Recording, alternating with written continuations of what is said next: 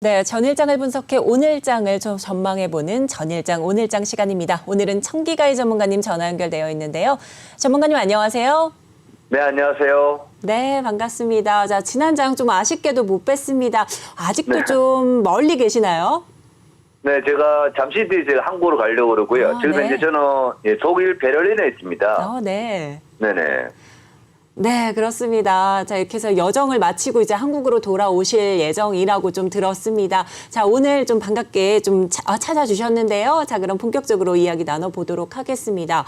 자, 이제 뉴욕 증시도 한번 복기를 해보자면요. 4일 연속 상승세를 보여주고 있습니다. 아무래도 빅테크들의 호실적에 좀 영향을 받은 것 같은데요. 전문가님은 어떻게 보고 계실까요?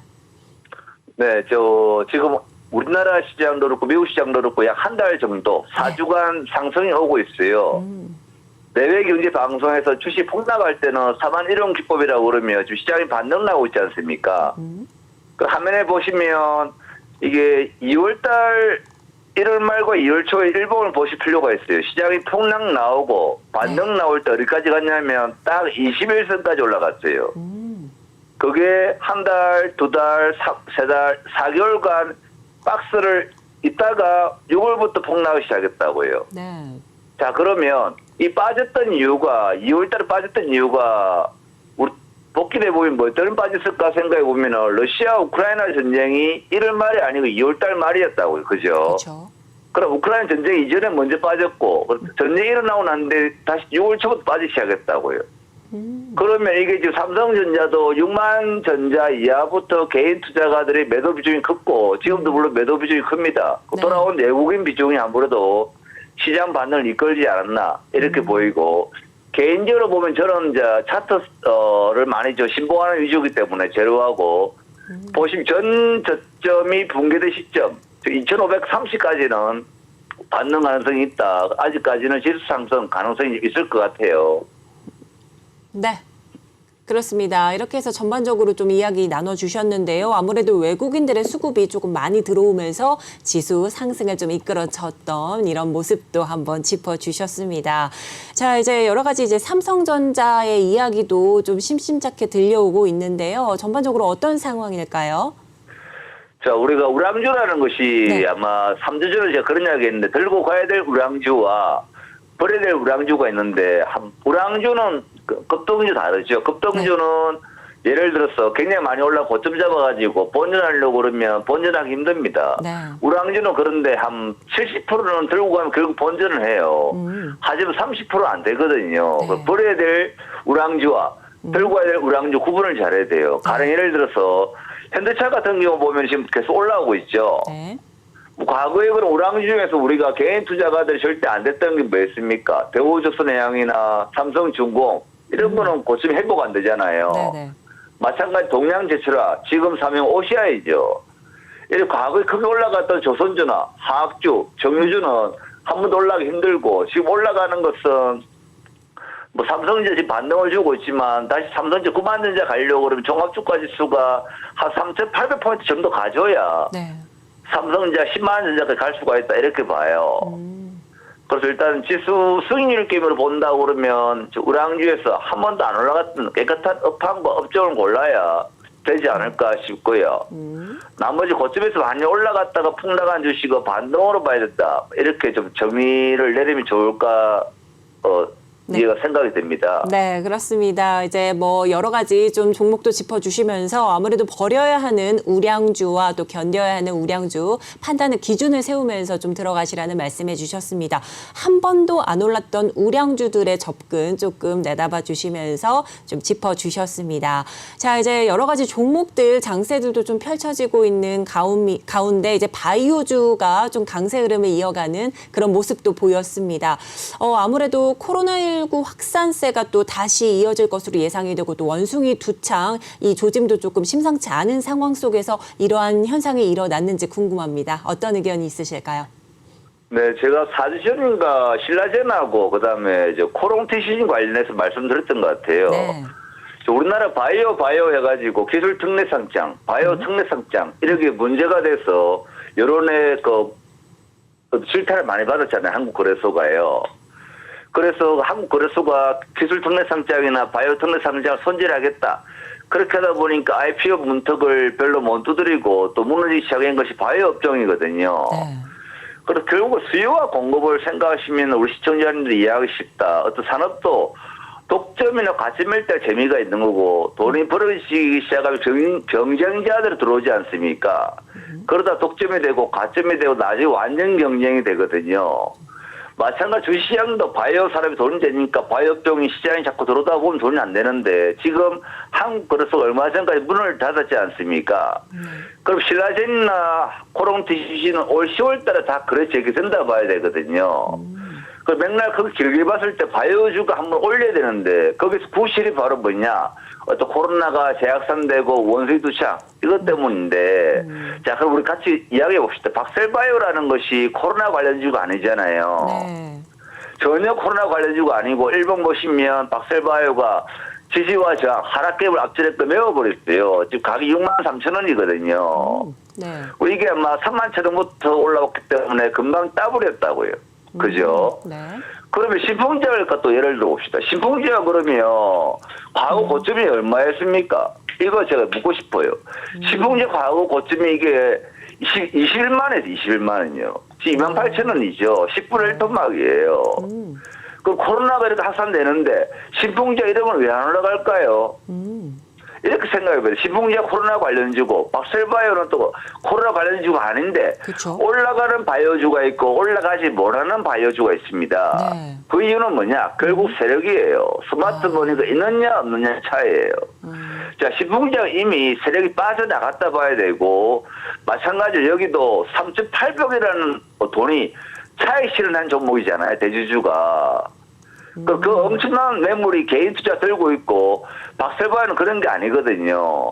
네. 제가 지금 우리 시청자님은 박셀바이오 지금 사라는 거 아닙니다. 아마 제 영상 꾸준히 보신 분들은 제가 박셀바이오, 코롱생명과 M2N 관련 진짜 많이 말씀드렸거든요. 네. 그래서 저는 이렇게 봐요. 어떻게 보면 개인 투자가들과 스마트머니의 시속 게임이다. 시장은 개인 투자가는 30% 되고 어떤 세력이나 스마트머니가 70%가 돼야 올라가는데 반대로 개인 투자가 비중이 70%인 종목은 안 되거든요. 그래서 어떤 종목에도 마찬가지예요. 삼성전자도 솔직히 9만 원 할 때, 8만 원 할 때, 7만 원 할 때 개인 투자가들 비중이 굉장히 많았어요. 네. 그러다 보니까 6만 원 이자께 있는 개인 투자 팔고 나가는 거죠. 지금도 팔고 나가는 거 알고 있거든요. 네. 네. 항상 그래요. 개인 투자가들 비중이 가장 이상적인 것은 30에서 40%예요. 나머지는 뭐냐? 외국인일 수도 있고 기관일 수도 있고 내부자일 수도 있고 네. 또는 뭐다 대주주일 수도 있고 또는 세력일 수가 있는 거예요. 네. 그렇게 항상 저 개인 투자가 비중이 좀 40% 이하인 종목이 좋다. 이렇게 말씀드리고 싶습니다. 네, 그렇습니다. 자, 현재 바이오 관련주들이 좀 강세 흐름 펼치고 있는 상황 속에서 코로나19 재확산 또 원숭이 두창의 이슈 때문에 좀 움직임을 보인다는 말씀해 주셨습니다. 하지만 박셀바이오 등 관련 이슈들이 좀 아님에도 오르는 종목이 있는 반면에 신풍제약과 같이 코로나 관련주들이지만 좀 오르지 않는 점 등을 미루어 봐서 여러분들이 좀 유의하시면서 포트폴리오 점검을 하시라는 말씀해 주셨습니다. 자, 그러면 지난 좀 관심 있게 지켜보시라라고 좀 말씀을 해주셨던 종목들 한번 AS 차원으로 좀 리뷰를 부탁드립니다. 뭐 하나 에어로스페이스도 있겠고요. 동신건설 등이 있는데요. 한번 짚어주시죠. 네, 제가 아마 2주 전에 유럽에서 한 달 살기 여행 가면서 아마 내외 경제 방송에서 3가지 섹터 말씀드렸던 것 같아요. 네. 8월 5일 날 단우류 발사 일정 때문에 우주항공주 보십시오. 그렇죠. 그 관련주 한국항공우주 말씀드렸잖아요. 한국항공우주요. 그렇죠. 지금 굉장히 많이 올라갔죠. 47,000원부터 57,000원, 주당 10,000원 정도 올라갔고요. 네. 그래 이거보다 더 많이 간 게 뭐냐면 하나 에어로스페이스가 더 많이 올라갔어요. 그렇죠. 그럼 이게 우리 시청자님 하나 에어로스페이스 더 많이 올라가는 이유가 뭘까요? 과거의 대장은 한국항공우주고 하나 에어로스페이스 더 많이 올라간 것은 결국에 한국항공우주냐 하나그룹이냐 어떤 KAI에서 저 일감을 몰아준다는 그런 이슈 이런 거잖아요. 내가. 그렇죠. 거기에 재료가 더 하나 에어로스페이스 점수 더 따고 있는 상황이니까 더 많이 올라간 거고요. 네.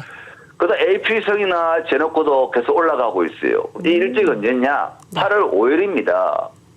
자, 우리가 단누리호 발사 일정이 8월 5일이고 그 전에 뭐였습니까? 누리호 발사 일정이었죠. 네. 자, 그러면 발사 일정 당일날 발사가 되고 난 뒤 파는 게 좋은가? 발사일 바로 전에 파는 게 좋은가? 네. 저는 후자가 좋다고 봐요. 왜? 항상 발사하다가 또 실패할 수도 있고 여러 가지 이슈가 있지 않습니까? 그렇죠. 그래서 항상 발사 이전에 시장 가기 좋을 때 이 문제는 꼭 우리 시청자님 차에 실현하십시오라고 말씀드리고 싶고요. 네네. 자, 두 번째는 제가 민주당 전당대회 관련주로 보십시오. 8월 10일 날 1차 국민 여론조사가 있고요. 8월 28일 날 전당대회 민주당에서 당대표 선출합니다. 네. 이 관련주 동신건설 꼭 보셔야 됩니다. 이렇게 말씀드리는데 지금 연일 MBC도 그렇고 SBS도 그렇고 각종 공중파에서 대통령 때리기 하고 있잖아요. 지지율이 사상 정말로 말도 안 되게 폭락하고 있잖아요. 이 이유에 대한 반대, 어떤 민주당의 어떤 국민힘에 대한 어떤 떠오름 이런 거, 어떤 이슈 부재에서 민주당 전당대회 관련주 보자. 지금 뭐 수익이 없고 보합 같아요. 차트 보시면. 네. 그래서 이런 주식을 행보할 때 사는 것보다 하락할 때 사는 게 좋다. 네. 하락할 때 매수해서 단가를 낮추시는 전략 이렇게 네. 권하고 싶고요. 네. 그다음 세 번째 제가 이슈 드렸던 것이 바로 뭐냐.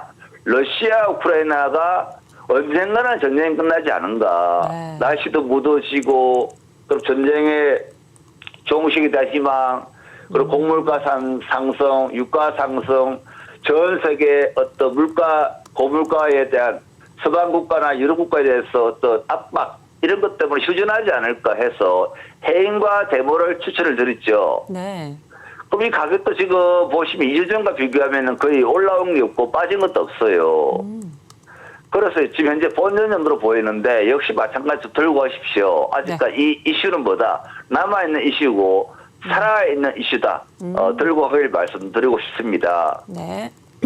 그렇습니다. 자, 이렇게 해서 한국항공우주, 하나로 에어로스페이스, 또 AP 위성, 제노코까지 한번 이렇게 짚어주셨고요. 아무래도 이런 위성 관련주들 좀 발생 직전에 매도 포인트를 좀 잡아보시라는 이런 포인트도 짚어주셨습니다. 그리고 민주당 전당대회 관련주로 동신건설 짚어주신 점 AS 좀 부탁드렸고요. 재건 테마로 해인과 데모 관련주들도 말씀해 주셨는데요. 아직 남아있는 이슈이기 때문에 여러분들 계속해서 관망세로 지켜보시라는 말씀까지 해주셨습니다. 자, 이제 개장 전까지 좀 15분여 분, 좀 20여 분 정도 남은 상황인데요. 좀 시청자분들께 오늘 어떻게 좀 임하셨으면 좋겠는지 전망 한 말씀 부탁드립니다. 네, 남아있는 이슈가 8월 15일 날 또 보면 광복절 특사 네. 이 관련 제가 안암연재 말씀드렸잖아요. 그렇죠. 말씀드렸 또 이번 주 또 이슈 또 다른 거 본다고 그러면 안희정 씨가 지금 또 이번 주에 출소합니다. 쉽게 말해서 안희정 관련주를 또 볼 필요가 있는데 물론 크게 타겟은 안 돼요. 왜냐하면은 우리가 정치 생명이라는 건 이제 안희정 씨 10년간 끝났다 봐야 되거든요. 네. 그 만기 출소가 8월 4일인데 관련주가 바로 뭐냐? 백검 TNA예요. 그래서 이번 주는 아마 제가 지금 이슈가 한 개 정도만 좀 말씀을 드리고 싶은데요. 네. 우장공주하고요. 그 백업 텐에 좀 오늘 좀 하락 나오면 잡아볼 필요가 있을 것 같고요. 한 개 더 이슈 본다고 그러면 휴마시스 말씀드리고 싶어요. 휴마시스. 네네. 이게 왜 그러냐면 수요일이죠. 수요일 어떤 이슈가 있냐면은 무정상자에 대해서 정부에서 코로나 검사비를 지원한다. 이런 이슈가 있거든요. 그러면 코로나가 제일 먼저 오르고 또 가장 변이 바이러스 제일 먼저 나왔을 때 가장 먼저 올라간 것이 시젠 휴마시스였어요. 자, 그 다음에 지금 21세 깨져 있잖아요. 네네. 그래서 오늘은 우리 시청자 여러분이 편안하게 휴마시스 하락 나오면 매수하는 게 좋다. 이렇게 말씀드리고 싶습니다. 네, 그렇습니다. 자, 이렇게 해서 좀 안희정 관련주로 백금 TNA 좀 꼽아주셨고 휴마시스까지 꼽아주셨는데요. 양 종목 좀 하락세가 나오면은 매수 포인트 잡아보시라는 말씀해 주셨습니다. 네, 이렇게 해서 도움 말씀 해주신 청기가일 전문가님 감사드립니다.